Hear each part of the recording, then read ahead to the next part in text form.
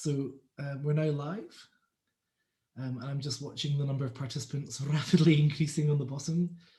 I'll just wait for a couple of minutes for everyone to get here before we do our proper introductions, but it's lovely to see the numbers of Helen Douglas fans rapidly increasing in the room.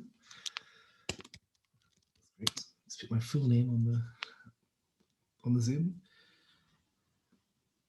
Gosh, what a lot of people. This is, yeah, so encouraging to see so many people joining us. We're up to 75. Are they hearing us? Yes. All right, okay. Yeah, we're live. Right. Wow. Okay, that's nice. There's so maybe just as people are joining, that's great. And people are finding the chat. I was just going to say it'd be really nice to see where you're all writing your messages from, where you're all viewing tonight's event from. And I was going to say one thing would be nice, which will make sense when we've talked about the book, would be if you could tell us something you've seen in the sky today, because we'll be doing a lot of talking about looking up to the sky, thanks to Helen's work, with Helen's work later. So I'm just seeing people coming in here. That's great. You're getting hellos from Nikki Stainton, and yeah, hello from Hoyt, from Julie Whitford, David Solo from Brooklyn, no less, Cumbria as well. We've got Nicola in Cumbria, Leela in Bristol. Oh, thanks for joining us from Bristol. I used to live there. It's nice to see. And hi from Peebles, from Pat, Karen, Val's daughter in Harrogate, Richmond, Nigel and Mariana, Stuart in sunny Glasgow. Oh, another Bristol, Coos in Bristol. Oh, Mark Lambert, the Book Trust is in the house. Yeah. Nice to see you. Spectre, I saw, yeah. Well, Campbell, gosh, wonderful. Yeah. Oh, great. Really lovely. Oh, and Jane Goldman's here, and she saw Heron in the sky today. Thanks for telling us. Yeah. Oh, yeah, wonderful Norfolk skies. Orkney. Oh, I bet there's some great skies up there today. Lovely. Oh, well, I could spend the whole session doing that, but I better stop.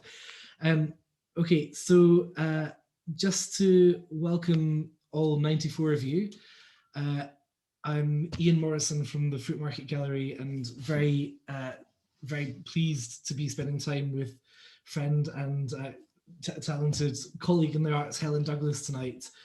We were really pleased when Helen approached us a couple of months ago to let us know that she, despite all the kind of upheaval of lockdown, had produced a fantastic new artist book edition. And we were immediately trying to think, how can we help get the word out about her work, because we always enjoy spending time with Helen's work, any excuse really. So thanks, Helen, for telling us. Maybe if I just say a little bit about tonight. Obviously, normally we would be at the Fruitmarket Gallery in Edinburgh doing this. It's where we live, but at the moment we're all working and you know, existing in other places. So tonight you're getting it live from Duddingston and the Borders. That's where Helen and I are. And I just thought maybe as a nice first thing, we could just quickly look at a lovely image of the exhibition that we did during Artist Book Market a couple of years ago in 2019.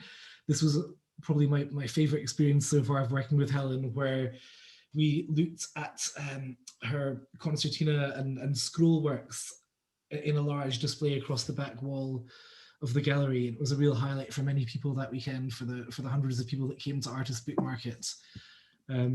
So yes, just nice for me to have an excuse to show that to people again.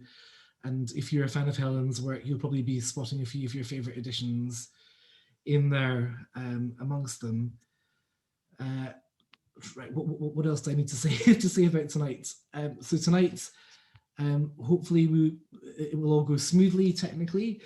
There's always a bit of a lap of the gods element with Zoom, but we're going to say, please feel free to use the chat to talk with us tonight. I'll do my best to keep an eye on what's coming in through the chat. If you want to ask questions, there will be a chance for questions at the end. And the easiest way to help me make sure that I don't miss your questions is if you use the Q&A function. So yeah, I've spotted a couple of people put comments in there already. So people are finding it. That's where I'll be looking for questions. So pop questions in there, and I'll do my best to feed those through to Helen. I'm just spotting someone saw a grey wagtail in the sky today. That would be nice to see.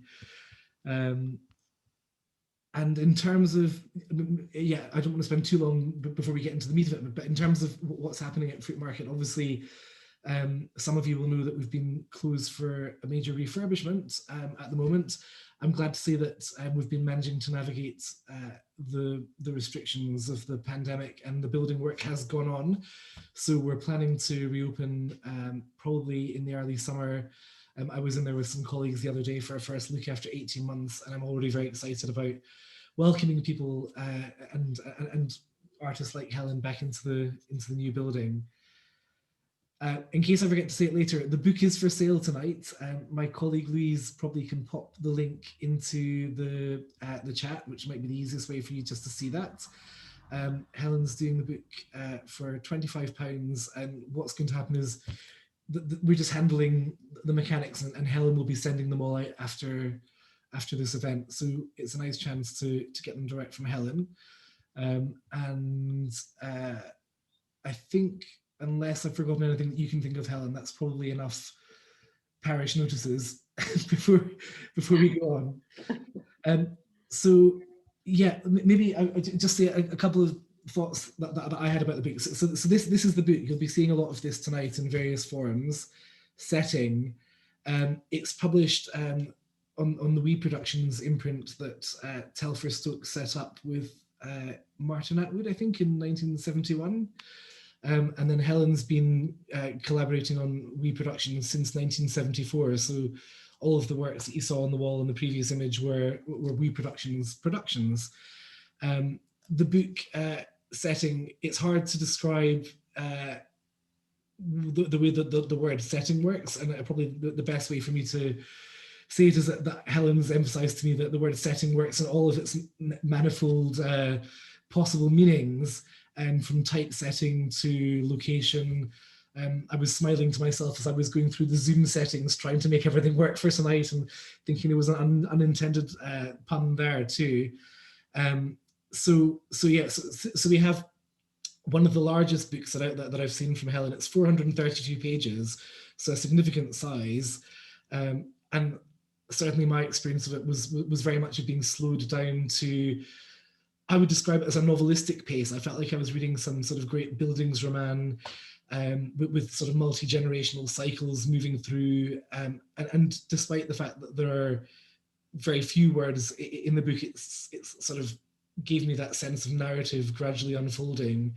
And I know that that's come up a lot in my preparatory conversations with Helen.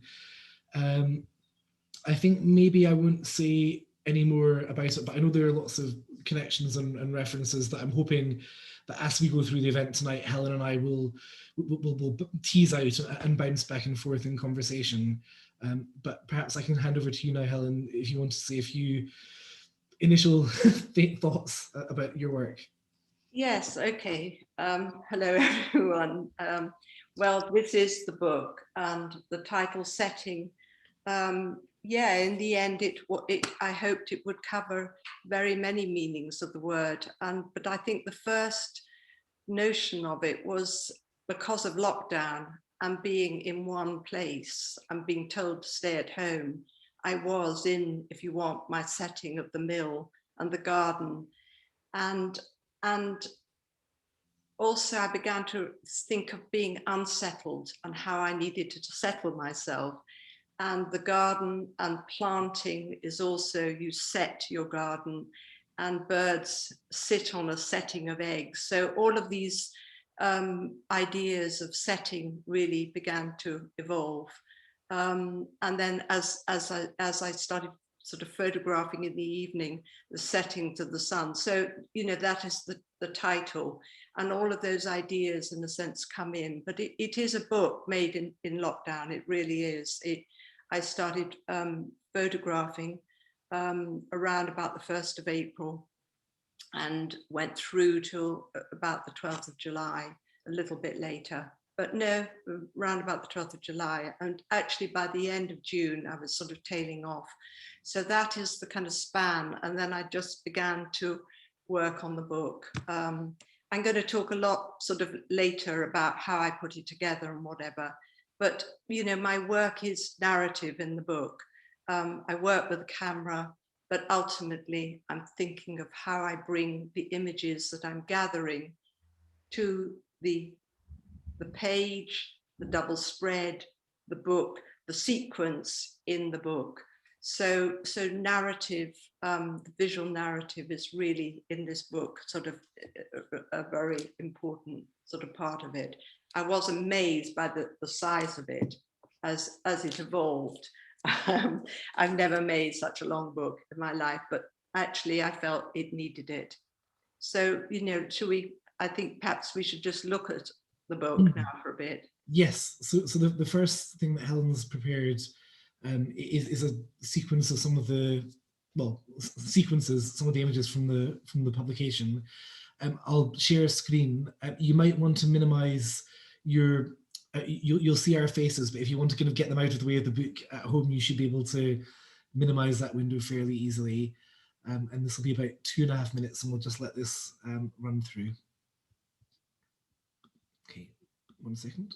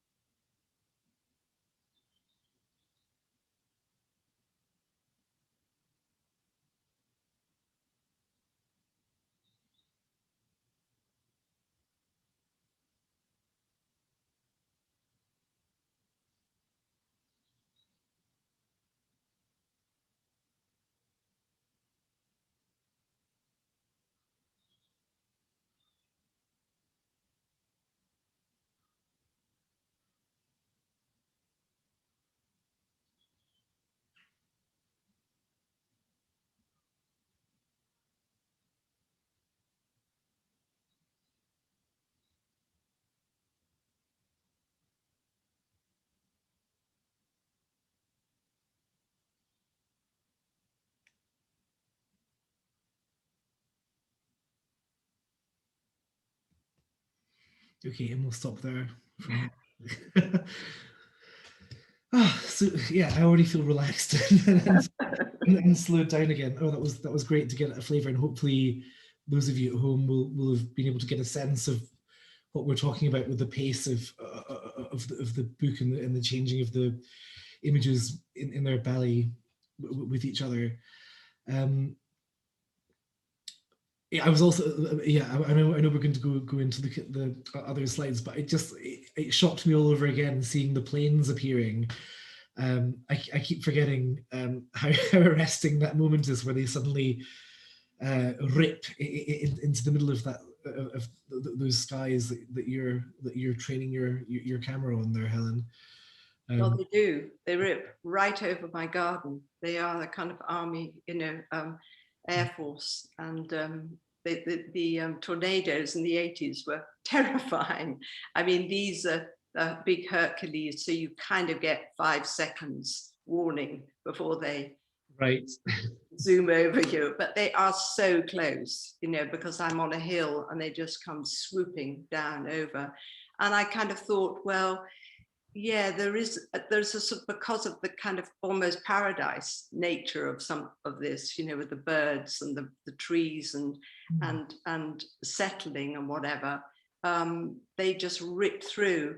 And it did make me think of the whole thing of the raptors also in the sky, and when the osprey fly over, or the buzzards, and you know, you see other birds sort of maneuvering, and you know, they quake, and I quake with the airplanes, and so do the birds, you know, and then we all carry on, you know. Yeah, there's a lovely note about resilience in there as well. I remember you talking about the blackbird very quickly being back up on its perch after these, Yeah, you know, yeah, and the other thing that you said, which I in terms of thinking about them within almost like the hierarchy of ferocities, aren't some of the names of those planes weirdly sort of, yeah, like Globe Master yes, and Hercules, and yeah, no, the Globe Master is so terrible. yes, gosh, I mean, well, Yeah. not master for long, thankfully.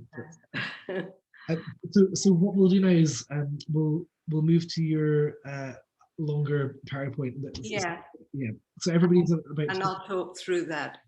Okay. Yeah. So let me share the right screen. Okay. So if I just go into, okay, hopefully everyone at home can see that. Okay. So really, what I'm going to show you is about the sort of perhaps the way that I'm working. Can we go back to that other? Oh yeah, sorry. Slide, just quickly. Yeah. Or you can't go back. Never mind. It was just, oh dear. Sorry. Sorry, no, it's hang on. I'm just going to do one thing before we start, because that would be annoying, I think, otherwise. Right. I'm going to grab one thing to do. Yeah, just make sure. I thought I'd turn the timings off, but apparently I haven't. Right, okay. Okay, hopefully. Thanks for bearing with me. There's always at least one gremlin. Okay, I'm hoping that that it won't. That's it. So that's the garden and the slope and the mill. And in a way, you know, looking down past the mill is part of the setting. I mean, that branch just coming in is one of the branches that keeps coming up in my photographs. So that's where I work. That's where I was during lockdown, my home. Mm-hmm. Okay. And as I said, you know, I picked up my camera around about the very early April and started photographing. And my whole process of gathering images is that, you know, I take photographs and then I download them most evenings and just look at them. And that really begins to help me see what I'm looking at and what I'm finding with camera. So it's an ongoing process. And Helen, did you say, was this something that started straight away at the start of lockdown, or was this something where I'd had the thought of birds? Actually, I found myself buying a few books just before lockdown, and it's something I've looked at a lot, but never really photographed, except I did in the very early 70s, actually, when I first moved to the mill.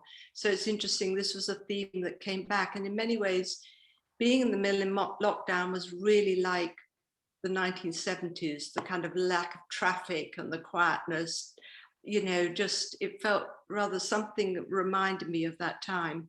So anyway, that's what I do, is that sort of ongoing work of gathering images and then looking at them in a dailiness.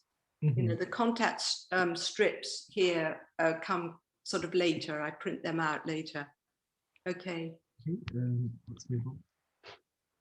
So, okay, so that's where I work at the computer, and then through there is my loft, you know, my rooms where I work, and through that end door is the end studio where I work. Okay. And what I did is, so I after I'd made the contact strips, the contact sheets and things, I looked at them. This is me now, you know, I would say by about early July, I started really looking at the photographs and printing them out. And I just print them out. And what I was doing was that I was printing them out and putting them onto sheets, and they were laid out by date and subject matter. So here you can see a lot of swallows flying. I didn't print out the whole photograph because I would have used a lot of cyan. Well, I was using a lot of cyan ink anyway, more than anything else. But each sheet was dated and a sort of theme. So you can see there's a much more evening scene. Okay, right. So this is an early one. I think it was around about the 9th of I can't see the date. There's something 9th like of April, 9th of April. Yeah, 9th of April. Yes, for some reason I got this thing at the bottom. I can't see it. Yeah, it's the 9th of April. And actually quite a lot of these images come into the book. So that, okay. And then gradually, as everyone will remember, it just, the spring just unfolded in the most incredible way. Yeah, I think this is the 21st of April now. So you've yeah, that's right. That you know, the blue of the sky was quite phenomenal. Okay, so here, you know, these are the sort of sheets of images, but obviously, as I was photographing the day, I also started photographing more towards evening, and these kind of evening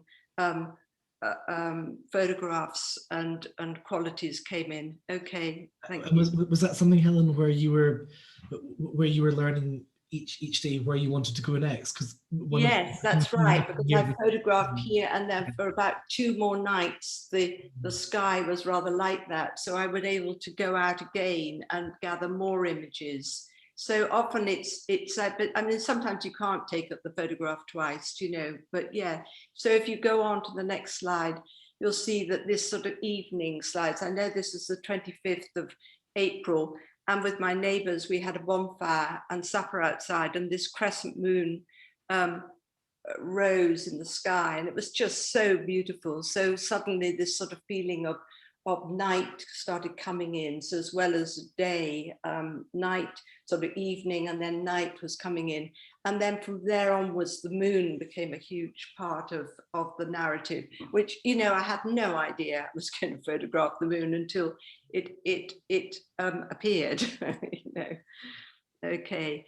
And so other images to do with evening, you know, in midsummer in Scotland, as many of us know, I mean, you know, it doesn't get dark till about 10, 15, 10:30 almost, you know, you can still see. These are the bats flying out from the mill up at the top. You did well to catch your bats. Bats are... Yeah, they're bats. And they were jolly difficult to photograph. They're so quick. I mean, they're a bit blurred, but you know, that they were coming out, zipping out, and the blackbirds. So this is all, a lot of these photographs from this one evening come into the book. Were you learning how to photograph birds as this happened? Like, because I know you mentioned that you started off photographing them on the branches, and then yes. how did you progress to getting them in the air? That must have been a whole new skill. Yeah, well, when we come to the swallows, I'll really show you that. Okay. Well, here's the swallows, and yeah, the swallows were just, I started photographing obviously birds and trees and looking up, and then obviously that led me to the sky and the swallows, and it was incredibly difficult. Sometimes I just had a photograph with blue in it with no swallow because it had zipped out before I even took the photograph. But what I landed up doing often was getting my focus on the big poplar tree near the field, and then keeping my finger on the press button, and then when the swallow appeared, I photographed it. You know? And this airplane, I mean, the Hercules, it was just, I was photographing actually a blackbird, which you can't see in that tree, but it's in the book, and I'd photographed it literally about a second before, and then this plane flew over the tree. So this tree is just in my garden, just at the bottom. I mean, it just flies over. Okay. I was noticing Diane in the chat said that she used to call the tornadoes ha-has to encourage the children to laugh at them instead of being terrorized, which I think is a great tactic. Yeah, I was glad to see that in the chat. Yeah, there was a study done at Bush, to do with what the effect on animals, and sheep would abort their lambs and stuff. I mean, it really is terrifying, actually. So, but anyway, the photographing of the birds in the sky really began to lead me out into looking at the sky. I mean, I've looked at the sky obviously before, but photographing the sky and the cloud formations, and also it was something, I mean, some of the cloud formations were just fantastic, but it was also this feeling of something brewing. And it was also to do with that time of there was almost a madness by the sort of June, as we were coming out of that first wave of the pandemic, and dying out and all of that kind of thing, and I just thought, this is madness, and also this last setting, this last kind of sunset with the red. I mean, it was almost like things were on fire, and I kept thinking of Greta Thunberg and what she said, but in Australia before the kind of pandemic hit, do you remember, it was all up in flames, and her words was, our house is on fire. And so there was some sort of peril going on here too, with these looming clouds. I think that's one of the things that I love about the way that you've been working here, is that I think through this process of looking, reflecting, and feeding it back in, you're able to weave in those larger scale resonant narratives that we're all navigating and working through, and the way that you're happy to pursue a metaphorical way of looking visually, which I find really rich in this work. Right. Yeah. Okay. So after I made those large sheets, I mean, there were an awful lot of them. And I thought, how am I going to sort of think? So what I did was I photographed each sheet. So these are little A4 sheets of the big A1 sheets. And it was a way that with them, I began to plot a narrative on my floor from the top left end, and then coming across and then down.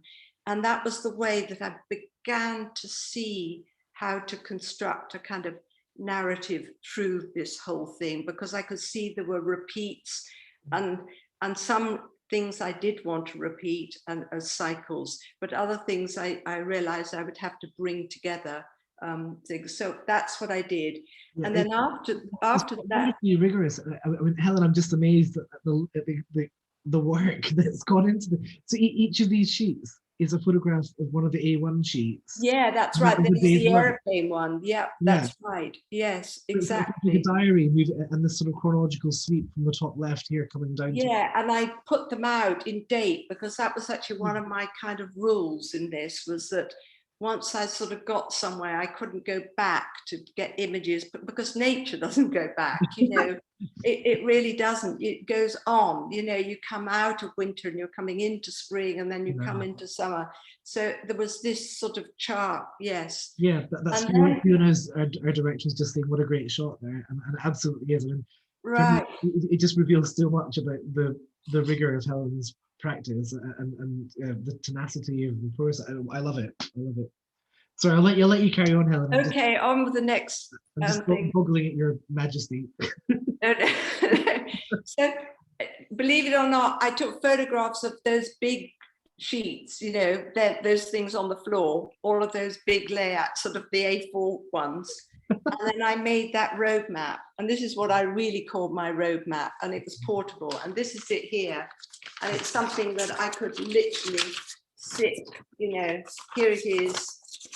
And the point is, these are postage stamps. I mean, they're tiny little images, but I knew exactly what they were, and because I had dated them and everything, I could find them, from the big sheets and also on my computer, So I was able to, I think what I've written here was that I could kind of look at these things and really then in my mind begin to move through this narrative as well, I think also I have a sense, looking at what you're unfolding there with that map, Helen, that there's a way in which it's almost like the images are gradually moving into book form, you know, starting from the skies onto the floor. And yeah, then, like layouts and yes, things. Yeah, no, there is that. I think you're right. It must be something that I'm doing. But you know, this whole thing of a roadmap, you know, I don't think I'd ever used that word in my life before, but, you know, with the whole COVID thing, we were all talking about roadmaps and how are we going to get out? And actually, when you're making a narrative, it is quite, you think, how is this all going to work? And how am I going to put this together?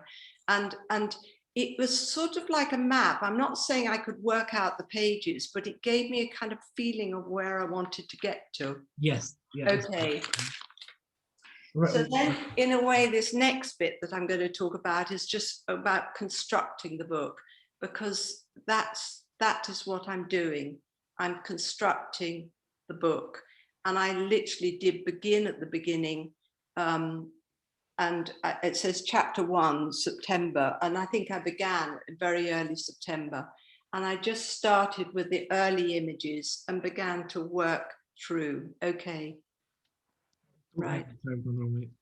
Yeah, so this is where I work. You know, I've got the computer to the left, if you want, and this is a ledge, an old bed, and a ledge, and this is where I work. I think there's my roadmap. And I'm spotting for the first time the template, Helen. Yeah, that's right. Yeah, that's a template. It's not quite how I used it in the book, but you're right. I was always going around with that, looking at the photographs with that. Yeah. Yeah, okay. because maybe that's, if it's all right, I just wanted to say one of the things that struck me was the relationship between the two pages of the spreads. Yeah. That sometimes it felt like there was a simple, you know, this is on the left and this is on the right, and it's the same image. But other times you're doing some wonderfully subtle sort of sleight of hand connections between the left and the right pages. But I know that there's more of that to come. But right, yeah. I think we can just, so, you know, these just show the way that I'm not just thinking of one spread. I'm always thinking of on the sequence and how I bring the sequence. So if you're talking about the flow across the page, the flow of a narrative is really important. So, you know, I would sort of put things next to each other to see, to kind of find the way through this.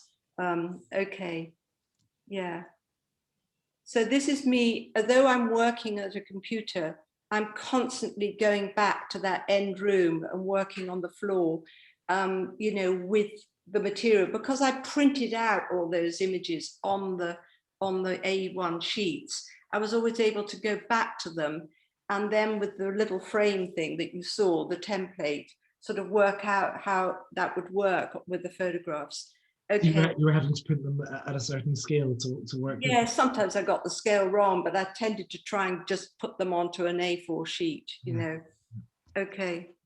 So this is, yeah, so this is me working on the computer, and I set up a, you know, roughly, I'd found this size, you know, I worked with different sizes and different books. Every book I've made sort of shifts in size and whatever, but this is the size that I finally came to, and I'll explain why. And so I made the template of the white frame, if you want, and behind it is just an image of blue sky, you know, so that I would know, okay. And then, so this gives you a good idea of one image that I had. And partly this strip down the middle was suggested to me by, you know, Chinese and Japanese books, and the way, I mean, I don't know if you can see, this is the mustard seed manual. Can you see? Oh yes, it's making a lovely comparison with what's on screen at the moment, actually. Yeah, and the way that often what they would do is often, do you see how it's split, but it's a double spread, you know, and that comes up. So because what I was photographing really reminded me, you know, just the nature of the way the branches were coming in a diagonal. It just made me think of Chinese painting and Japanese art. There's another one, I think this is another good one, you know, just to give you an idea. This is the mustard seed manual. which I've yeah. had since 1980. Can you see? Oh, yes, that's perfect, Helen. That's very like Yeah. what we're seeing on the So screen. it was that, and do you see the proportion? It's roughly the proportion I chose in the end. Yes, yeah. You know, and because I thought it was going to be a little sort of wider, the book, you know, wider panels, but in the end, that's what I chose. Okay. And so this diagonal, you know, this, I worked with the diagonal hugely, and in many ways, you know, by dividing it, you're looking from left to right, and the movement, your eye is drawn. You're not just looking at it as one thing, because I am splitting it. So there's this sort of shifting, a movement that happens. That helped by having this in the middle. Okay. Oh, right. So here I'm showing again, so there's the blue sort of underneath. So there's a photograph. That is the photograph. This is coming up to the flower moon, which was 7th of May. But this is the 6th of May. Actually, this it started getting really cloudy on the 7th of May. But here it is, and then down here, I mean, that's on the computer. So here it is.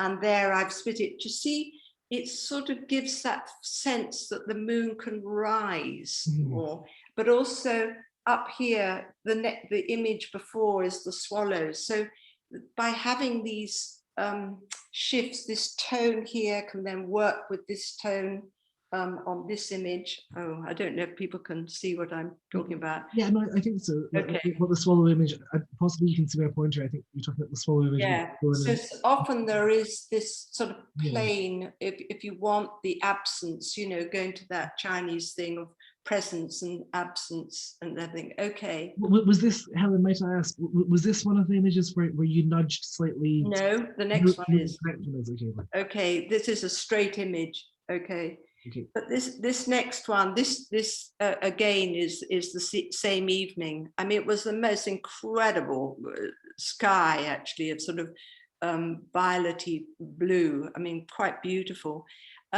Yeah, but the brilliant thing of having this gutter, which I described, just, you know, this white area, what I realized is that I could actually sometimes split the photograph a bit and nudge it. So, you know, I could move the moon slightly that way, but keep the image exactly where I wanted. So it gave me more control over each page of where I place things. Yes, nice. I see. I think it's, I certainly want people to know that. The repeat here in that image on the computer, you can just see. Okay. Yeah. Right. Yeah. Yeah. Lovely attention to detail. Okay. So here I put these three up to show that I'm not just thinking of the flat spread. I'm thinking of the book in sequence and the book as a three-dimensional object. And the wedge, if you think of the page, you know, it changes the shape of a branch, you know, and you can move it. So this branch here, but when it's in that middle spread, you see it's the same one, it changes, you know, a bit like in Chinese, in Japanese screens, you know, you get that, how the image moves across and distortions in perspective. Yes. Okay. So also with splitting the page in that way, it meant that I could bring two images together. And this was really important for the whole swallow sequences, because the experience of it, and I really want to come back, this is not just about seeing, it's also how I perceive with my feeling and experience of it. And this is something about that, you know, it was like a ballet, these swallows coming out, and I don't know if, well, I'm sure lots of you go to, you know, a petit pas ballet or something, you know, a dancer comes in from the side and then another one, and so you get near and far as well. If you're looking at the floor plan of dancers, you know, if you're slightly above, you get that kind of thing of the geometry and plan. So here I was able to put one swallow then with these group of other three, you know, so I was able to work them to create distance, you know, and that's something this sense of space started really coming into the work. This one here is just a courtship of two. I mean, there's nothing, you know, that was how it absolutely was, these two swallows. And the blue, you know, I love the way that I could just have a page of a color of the sky, as a sort of, again, an absence so that something can move into it. The moon, as I explained, had became really, really important. And this is just after that first crescent moon.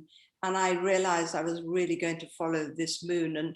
And I photographed this curlew on the same night. And I've discovered since that the Latin for a curlew is new moon because of their beak, you know, but it was exactly why. So I felt that it was quite like that thing where the name of something, word has come from an image, you know, a bit like in China, but this is Latin, or is it Greek? I'm not sure. But yeah, anyway, yeah. So the moon really then started happening. It came in, and so I was able to move through time with the moon. And this, I began to think of this as a chronicle in some ways. They were talking on the radio about the chronicles, you know, COVID chronicles, but this was my chronicle in the book. Yeah. So the moon, so this moon was rising, and then here this swallow, the next page, ducks underneath it, because they were, you know, they were out with the moon. Okay. And that's one of the nice things you're talking about, chronicles. Towards the back of the book, I don't think you show an image, there's this lovely little sort of diary of thumbnails with a lot of the moons in them, as well as the birds. So the birds are kind of put in direct comparison in terms of their shapes with the moons there. Yeah. And for someone who loves words, that observation that there's a language process that's been happening connected between looking and language since whenever the word was birthed in Roman times, if it's a Latin word, and now you rediscovering it again in the sky is just so, you know, collapsing of time. Yeah, that's what I felt. Yeah. You know, when I discovered that, it was really exciting. Yeah. Okay. So yeah, this one, I mean, that was my photograph. You know, this swallow was just about zipping out of the image, but I just and then do you see what I mean about how you creating this sort of, it's a bit like a choreography, you know, I had to think about it as like dance and choreography. Okay. Yeah. And then this one's zipping off, and you know, you would think, I mean, yeah, okay. And the crescent moon again. And here, you know, this is a lark, which was just amazing on the hill. And I photographed one before it, which is just sort of hovering there, and then it just started to turn its wing to ascend. And again, it's that sort of sense of the absence of this page to allow the kind of movement of the bird to take off. And there's something different happens in this part. I mean, there are different phrases in the book, you know, and this phrase is very much related to the book's dedicated to my sister Emma, who died of cancer in June.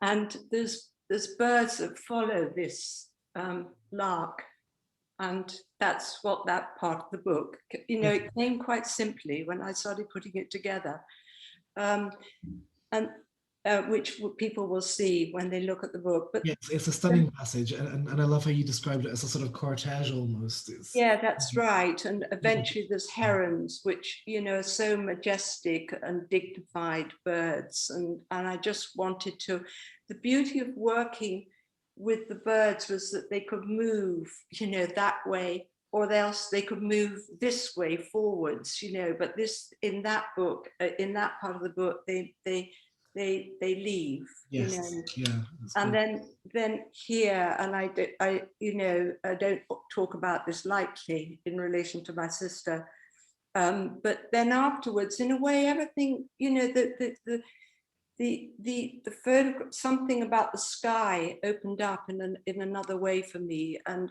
these ones, you know, the birds, I was just really sort of there up with them, and the bird with the I think really opens the space into this sort of space. Okay. And like I say, settings sort of come into the book, and something quite, you know, at times quite more turbulent. Okay.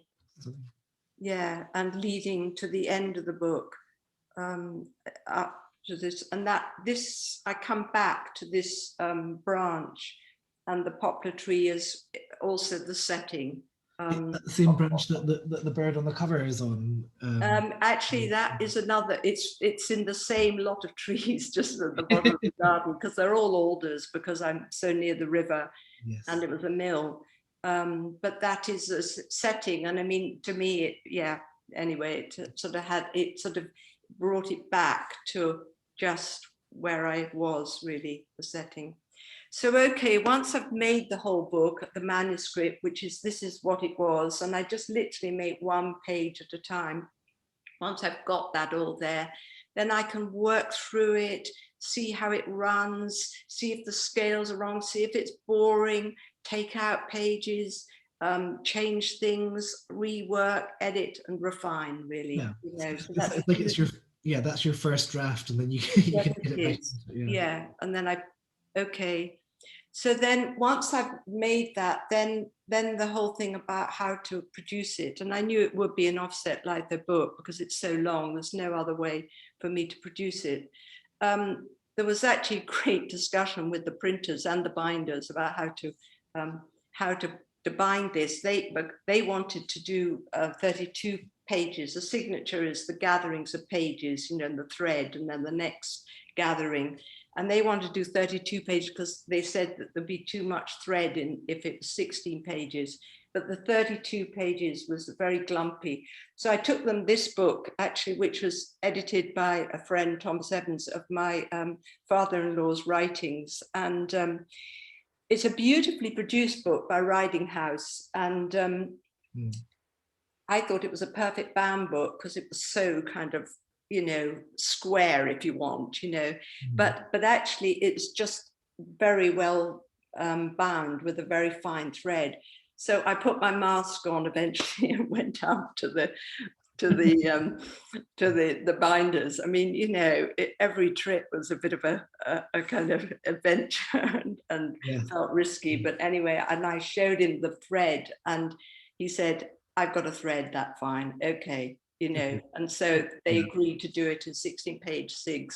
It took you going there to kind of... Oh yeah, and there's the little chronology at the end. You can just see it. Oh yes, it is there. Yeah, gorgeous. Yeah, I put it there. You see, once you know how many pages are in a signature, then you can see if you've got 4 over, too many for a plate, or too less, or whatever. So suddenly then I could make a final edit, but also see the way I could bring the book to the cover and whatever. So the swallow comes in at the beginning, and then the chronology came. You know, I hadn't thought of the chronology until, I mean, doing that until pretty late on.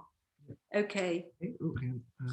And then I'm at the printers, and you know, I work with the printers.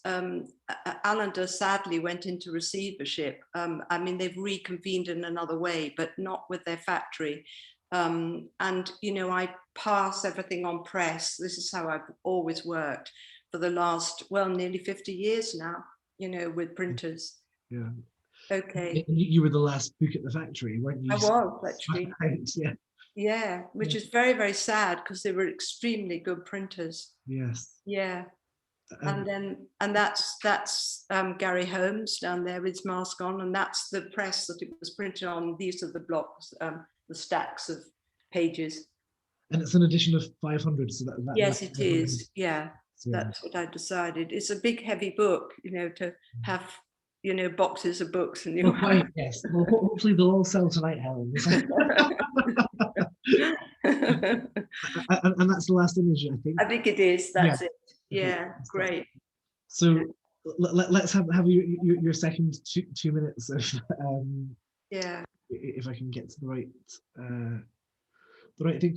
While we're looking at this 2-minute sequence, it's a good time if anyone wants to pop a question into the Q&A, because we'll have about 7 or 8 minutes after that for questions. There's applause coming into you, Helen, as well, which is nice to see.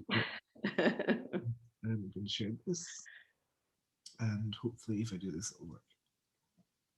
Oh, that's right. We're going to do this bit. Yeah.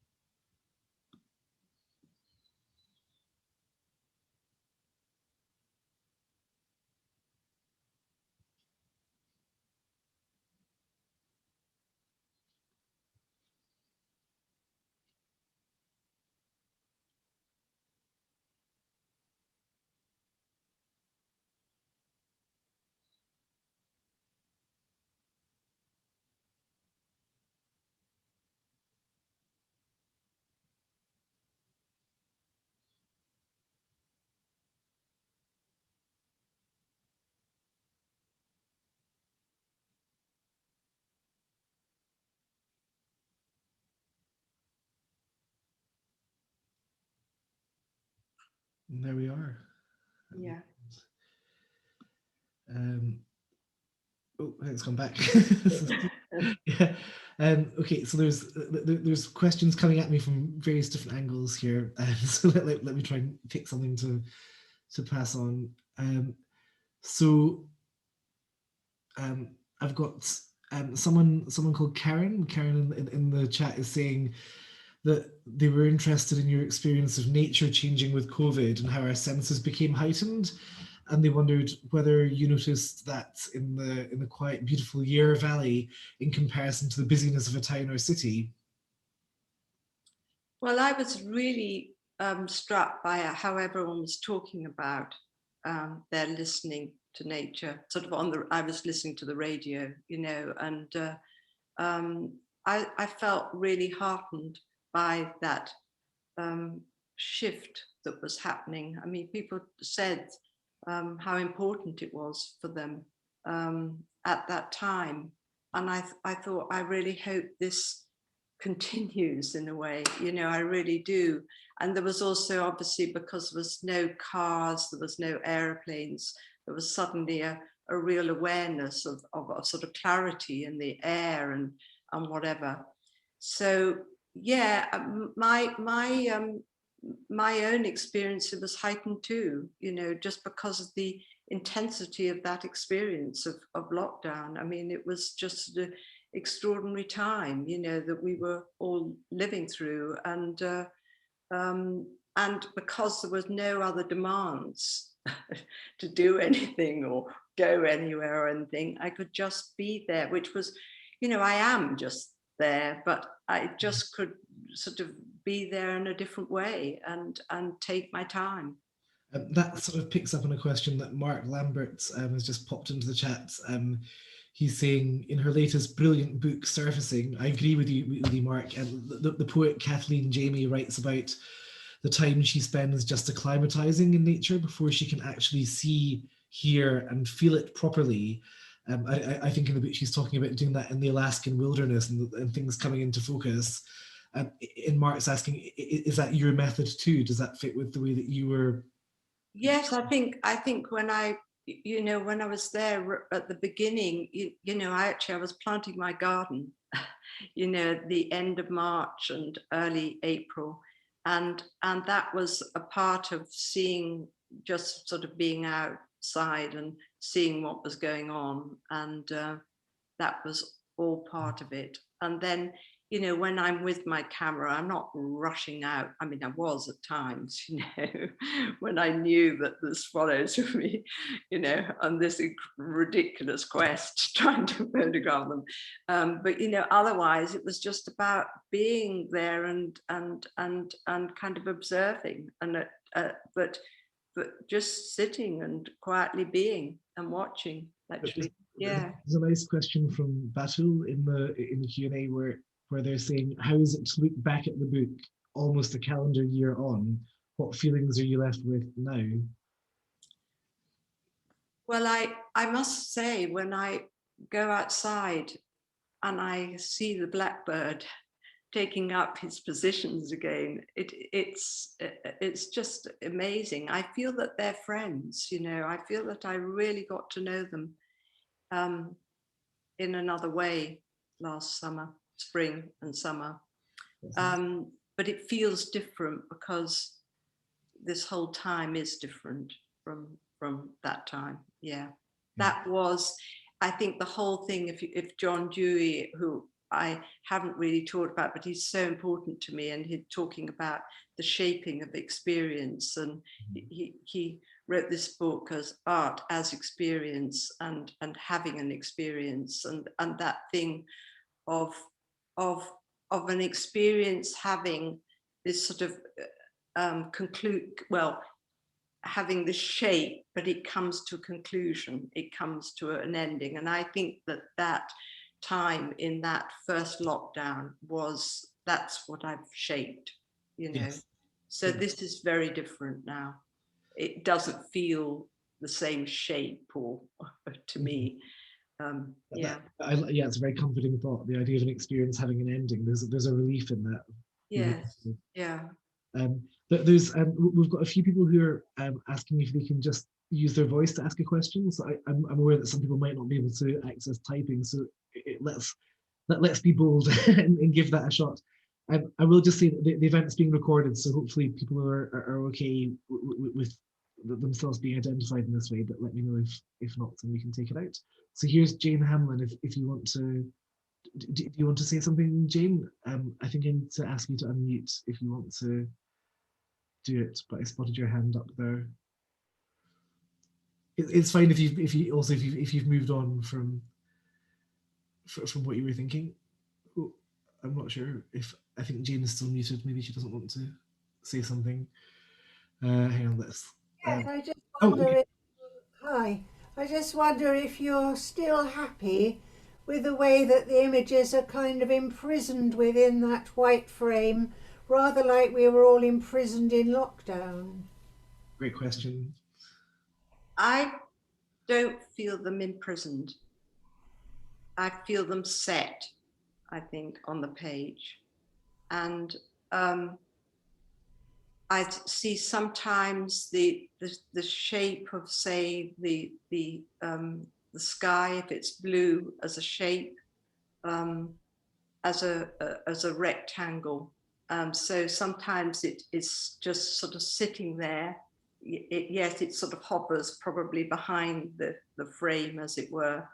I've never used the frame in quite that way before. I have used a frame before sometimes, but worked on the frame on top to come out to the viewer, like in a book like Wildwood. I think that the frame is there for you to move in and through and into the image and the space within the page. So yeah, I don't see them imprisoned. Thanks. Yeah, good. Flying out to us. Okay, so let's see. I've got another. Let's see if I can take a question from Nikki Stainton. So Nikki, I'm just going to invite you to talk, and then hopefully. Yeah. Sorry, I don't have a question actually. I just must have pressed it by mistake. I just want to say that was fabulous. It was great to have such insight into the process as someone who's a great aficionado of the books. Thank you. Thank you, Nikki. Nice. And then perhaps I've got someone called Nigel that's asking to speak. So Nigel, if you do wish to speak, now is your moment. I think I need to ask you to unmute. So yeah, if you'd like to, you could go. Hi, Helen. Nigel Llewellyn here. Thank you so much for that. That was I put a little chat message up, but in fact, that the observation you've just made about the frame, Yeah.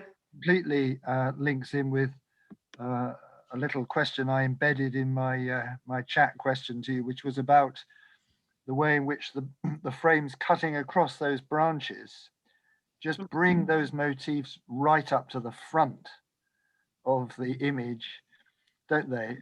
Whereas, for example, the endless blue sky with the birds, you've got that depth of field that, you know, you're not really sure about the distances. Yeah. These two kinds of utterances, really spatial utterances, going on. And it does, the first of those, which I talked about, did remind me very strongly, particularly given what you said about East Asian, Yeah. Chinese and Japanese. It reminded me very strongly of certain sorts of 18th century French painting that uses those images right up to the front and then puts this great diagonal across, which is exactly what you were doing. Yeah. Yeah. Next time we meet, we must talk about all this. But thank you so much. It was great. Really enjoyed it. Thank you, Nigel. Yeah. Helen, I've just spotted there's a hand up from Telfer, so maybe that would be a nice place to. Oh yeah, that would be nice. Yeah, let me see. Well, all of them are nice. I mean, Yeah, exactly. And I were at university together. Amazing. So hopefully. Oh, I think I might have actually. What have I done? I might have brought Telfer in as a panelist for a second. So Telfer, it'd be great if you want to speak. Hopefully you can. How nice. Yeah. I don't think Telfer is muted, so yeah, but going back to what Nigel was saying, you know, I go to the Wallace collection a lot and look at things there, so I know what he's talking about, the French painting. Yeah, wonderful. Good. I wonder if like, the Telfer thing might not be working, so never mind. We might have to. Oh yeah, Batul's saying that Telfer can type the question in if you want to, but don't worry if it doesn't work, because we are pressing up against the hour and tipping over into the next. Yeah. So maybe if we finish up there, it's been such a rich conversation with you, Helen, and I hope people feel they've had a bit of a chance to, you know, explore the work with you across those spreads, across those sequences. Yeah, I want to encourage people to try and get one in their hands, really, because it does feel like an incredibly special object as well, and you know, for all its length, it also, you know, comforts and feels like something you can hold close. Yeah, I think if you know, when you're if you just place it on a table and gently open it, so you don't have too much weight in your hand, because it is a heavy thing, you know, and then you can move through its weight if you want. I would just like to thank the Fruitmarket very, very much for hosting this launch, as it were, virtually, to Elizabeth McLean for suggesting this with you, Iain. You know, it's been a real, it's been really fantastic that you've all done this. And Louise Warmington, I kept forgetting her surname, but the way she's helped with all of this as well, and the publicity. So, you know, really thanks hugely for this. And I'd also just like to thank Printed Matter in New York, because they put out the word in the States and have been huge supporters of my books right since the 1970s. So thank you all very much, but thank you, Iain, so much. It's been a real pleasure. Yes, it's been great to be doing something in the run-up to reopening our doors as well. So it's given us a lovely seed to plant. Yeah, and hopefully, finally, I'd like to thank everyone for coming in and registering and listening. It's just amazing that so many people have taken part. It's really is. It's and come to listen to this. Thank you very, very much. Well, I'm sure we'll be doing more work with you in the future, Helen, as well. And over the next month or so, we're hoping to do something for the Edwin Morgan end of that centenary as well. So there should be other chances to connect virtually while that's possible. And then going forwards, hopefully we'll still be able to keep these connections through whatever machinations of event planning we do. But yeah, we've learned that one of the great things about this time has been allowing us to draw people closer that we love and care about who are further away. So yeah, thanks for being part of that with us, Helen. Okay. Great. Yeah. Well, thank you. Yeah, it's good night for me. Bye-bye. Good night.